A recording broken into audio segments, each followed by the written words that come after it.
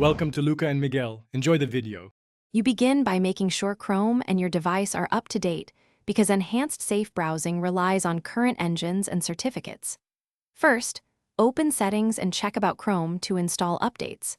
Once done, sign into your Google account so Sync can apply safer browsing preferences across devices. Make sure your operating system and antivirus are patched, which reduces false positives and improves overall protection. This prepares the browser to accept and enforce stronger checks without disrupting your normal workflow. Now you enable the core feature. Go to Settings, Privacy and Security, then Security. Choose Enhanced Protection. This gives real-time URL checks, faster phishing and malware detection, and predictive warnings. When Chrome prompts for permission to send URLs for analysis, accept it.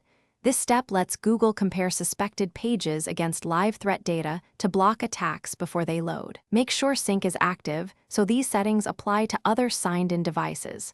If you use extensions, review them now since some may affect page analysis. Finish by tightening adjacent settings. Turn on site isolation and keep safe browsing in enhanced mode to reduce cross-site risks.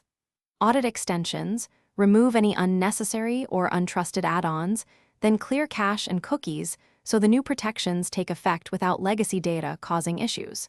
Test the setup using a safe diagnostic or test page to confirm warnings appear as expected. If something breaks, disable recently added extensions and revert settings one at a time to identify the cause. That troubleshooting sequence isolates the problem quickly.